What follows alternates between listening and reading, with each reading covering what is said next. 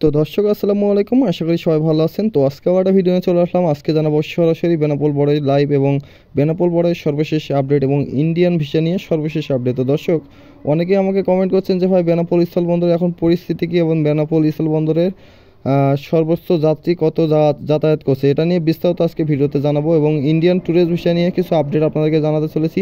তো অবশ্যই ভিডিওটা আজকে সম্পূর্ণ দেখে যাবেন। আর আমাদের চ্যানেল যদি নতুন হয়ে থাকেন অবশ্যই চ্যানেলটি সাবস্ক্রাইব করে রাখবেন এবং পাশে থাকা বেল আইকনটি বাজিয়ে দেবেন, যাতে পরবর্তী ভিডিও আপডেট দেওয়ার সাথে সাথে আপনার নোটিফিকেশনটা পেয়ে যান। তো দর্শক, ইতিমধ্যে আমি চলে আসছি আজকে বেনাপোল।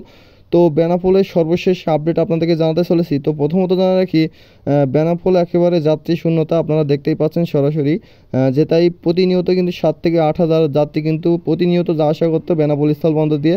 এখন কিন্তু ধস নেমে এসেছে। এখন শুধুমাত্র যাত্রীরা যাতায়াত করছে প্রায় 300 থেকে 400 সারা দিনে, অর্থাৎ যে যাত্রী ঘন্টায় ঘন্টায় পার হতো সেই যাত্রী এখন সারা দিনেও যাচ্ছে না।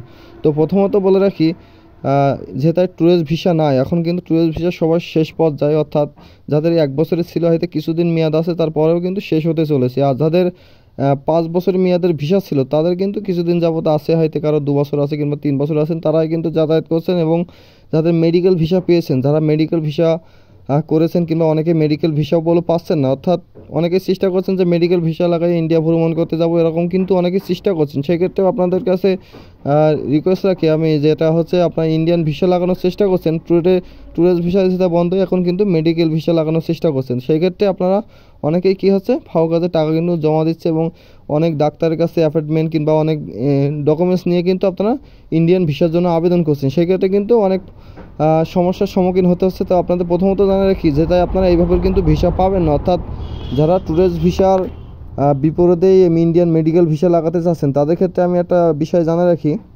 যেটা মেডিকেল ভিসা কিন্তু সবাই পাচ্ছে না, স্লট কিন্তু সবাই পাচ্ছে না।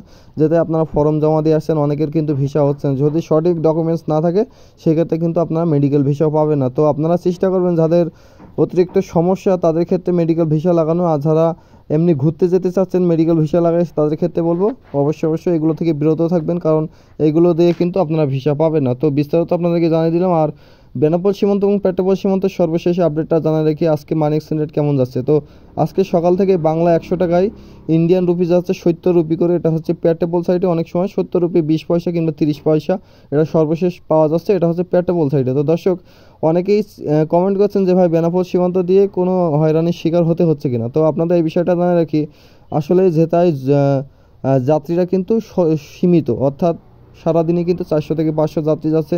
তো এখন এই মুহূর্তে কিন্তু কোনো সমস্যার সম্মুখীন হতে হচ্ছে না। শুধুমাত্র অনেকে একটা কী করছেন যে মেডিকেল ভিসা কিংবা স্টুডেন্ট ভিসা কিংবা ট্যুরিস্ট ভিসা যাদের মেয়াদ আছে তারা কিন্তু অনেকেই একটা কাজ করে বসেন, অনেক মালপত্র আনছেন। এগুলো থেকে বিরত থাকবেন। তো আজকে ভিডিও এই পর্যন্তই। সবাই ভালো থাকবেন, সুস্থ থাকবেন। দেখা হবে নতুন কোনো আপডেট নিয়ে, নতুন কোনো ভিডিও নিয়ে। খোদা হাফেজ।